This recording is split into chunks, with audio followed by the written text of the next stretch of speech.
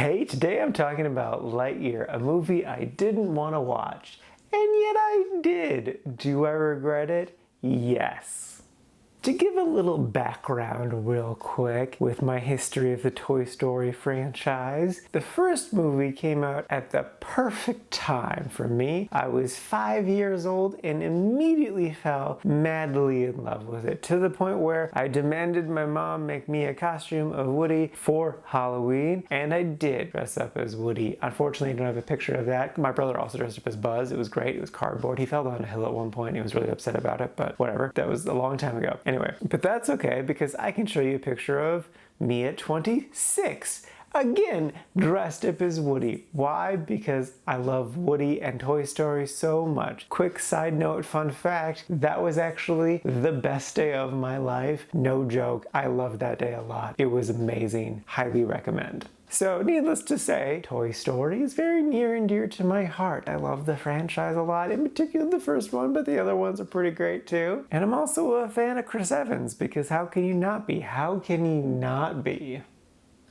But when I heard about this movie, I didn't really care. I think the big thing was, I just didn't get what this was. What's the point of this? Who is this for? And honestly, I don't think the movie has any of those answers. It does attempt to answer what is this movie at the beginning of the movie. It was some text on screen, so I will just read to you what it says. In 1995, a boy named Andy got a Buzz Lightyear toy for his birthday. It was from his favorite movie. This is that movie. That is an awesome concept. I love that idea so much, that this would be like a throwback film, obviously it's a modern film, but made in the style to make it feel and look and sound like it was made in the mid-90s. That's such a cool idea. A really good example of that is the horror film The House of the Devil, which was a pretty good film, but what was incredibly impressive about it was that it looked and sounded like an 80s movie, to the extent that I kept having to remind myself that this is a modern movie. Greta Gerwig is in this movie, and she is not that much older than me. Man, that's such a cool concept. I really loved that aspect of this movie. And I was so excited to realize, oh, that's what Lightyear is. It's a cool throwback movie. It's gonna be so much fun. It absolutely, without a doubt, is not that. They set up this really neat idea, and then for however long this movie is, they didn't do the thing that they set up right at the beginning. It's very clear that they added in that text at the beginning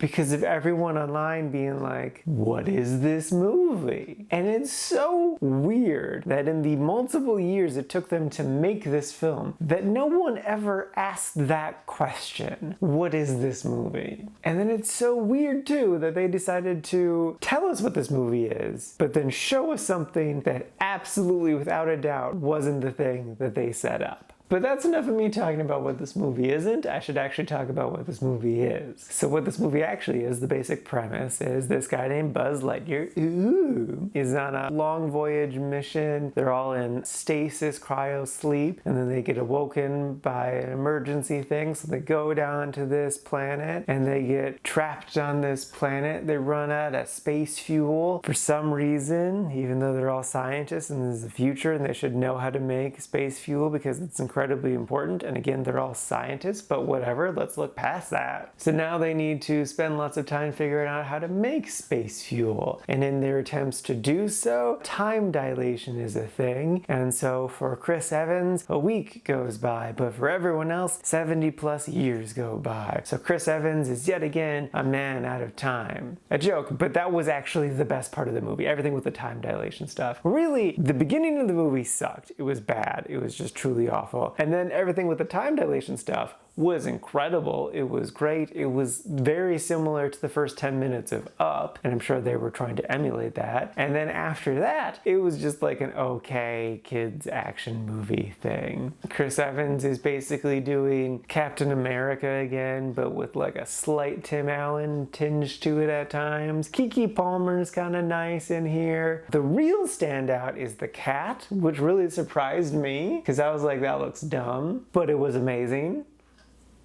And it's definitely a very beautiful movie. There's no denying that. But afterwards, I thought to myself, okay, what do I actually think of this movie? Like, where would I place this? Where are my emotions? And I'm just like, I was so infuriated. I know, a grown adult man complaining about a children's movie. What? So original, Charlie. But like, it legit pissed me off because like, they came up with a really, really cool concept and told us that they were doing it. But then they didn't do it. And it's just, I don't know, that's just so, like, why? Why include that text if it's not true? You didn't do that. So why lie to us? Like, if they removed the first 15 seconds of this movie, I would be less mad about everything. But it's there, and so I am mad. I still wouldn't have liked this movie a lot without the text, but like, I don't know. So yeah, I don't know who this movie's for. I don't know why it exists. Well, okay, that's not true. It exists because money. But it's a wholly unneeded movie that shouldn't be a thing. And it's just kind of meh. I didn't hate it though, because it kept my attention. It was just infuriating. Again, the cat was good. So yeah, rankings, I put it in the category. I don't care what number. You can read, it's on the screen. This is out of a total of 41 movies so far this year. I don't recommend it. It was